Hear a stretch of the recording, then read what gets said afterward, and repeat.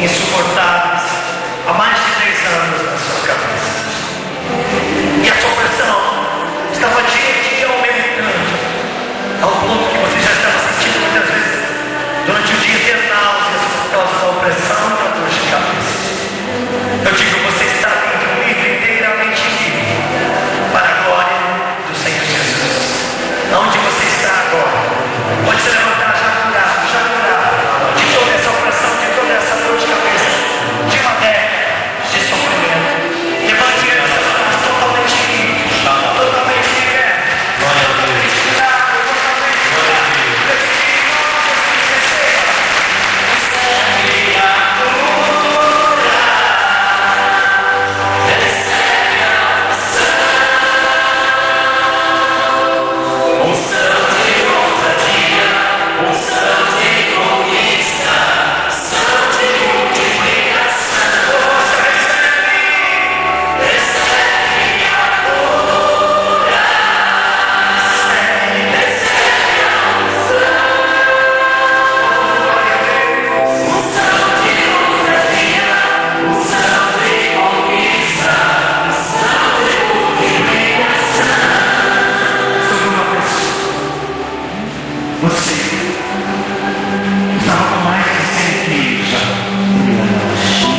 Complexo de obesidade que estava te matando, e você precisava emagrecer a qualquer custo, e o sofrimento maior é que você se condenava. Quanto mais você tomava remédios para emagrecer, quanto mais você procurava, você não conseguia. Mas o Senhor está tocando sobre você, está curando todo aquele processo que você trazia pela genealogia no teu sangue, que te tornava obeso, obesa. O Senhor está te curando. Você nem precisa levantar para assumir essa graça. Mesmo sentado, eu te digo em nome de Deus, já curado. Recebe a cura, recebe a cura.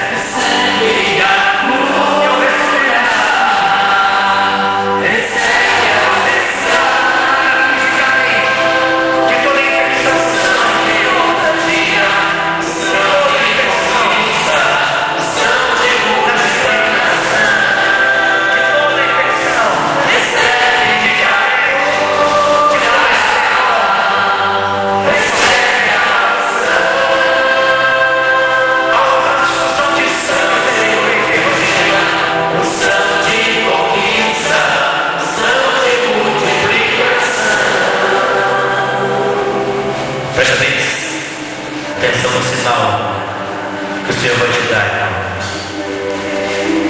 Você sofreu terrivelmente esse convite. Isso sempre vinha sobre você, essa dor forte sobre sua cabeça.